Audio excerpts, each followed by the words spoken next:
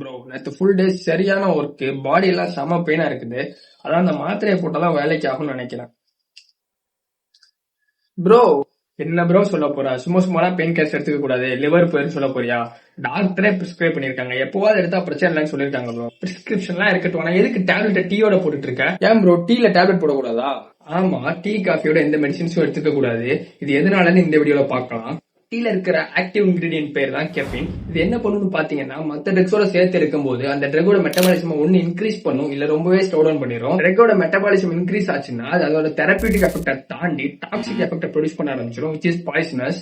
ட்ரக்கோட metabolism slow down ஆச்சுன்னா நம்ம நினைச்ச அளவுக்கு எஃபெக்டிவா அந்த ட்ரக்கால வேலை செய்ய முடியாது. டீயோட சேர்த்து பெயின் கில்லர் டேப்லெட்ஸ் எடுக்கும்போது அது உங்களுக்கு நிறைய டைஜஸ்டிவ் ப்ராப்ளம் கொண்டு வரும். நம்ம சாப்பிடுற சாப்பாடை டைஜஸ்ட் பண்றதுக்கு நம்ம வயிற்றுல ஸ்ட்ராங்கான ஆசிட்ஸ் எல்லாம் இருக்கும். இந்த ஆசிட்ஸால நம்ம ஸ்டொமக் லைனிங் பாதிக்கப்படாம இருக்கிறதுக்கு நம்ம ஸ்டொமக் மியூக்கஸ், அதாவது பிசுபிசுப்பான ஒரு ஃப்ளூயிட ப்ரொடியூஸ் பண்ணும். எப்போ நீங்க பாராசிட்டமால், ஆஸ்பிரின், இபுப்ரோஃபன் இந்த மாதிரியான பெயின் கில்லர்ஸ் எல்லாம் எடுக்கிறீங்களோ இது உங்க வயிற்றுல இருக்கக்கூடிய மியூக்கஸ் மெம்பரோட அளவை ரொம்பவே கம்மி பண்ணும். இதனால உங்களுக்கு இரிட்டேஷன்ஸ் ஃபீல் ஆகும். இதோட இல்லாம டீல இருக்கக்கூடிய கெஃபின் என்ன பண்ணுன்னு பாத்தீங்கன்னா உங்க வயிற்றுல இருக்கக்கூடிய ஆசிட்ஸோட அளவை இன்க்ரீஸ் பண்ணிடும். ஏற்கனவே உங்க மியூக்கஸோட அளவு கம்மியாயிருச்சு, இப்ப ஆசிடோட அளவு அதிகமாச்சுன்னா உங்களுக்கு இரிட்டேஷன் இன்னுமே அதிகமாயிரும்.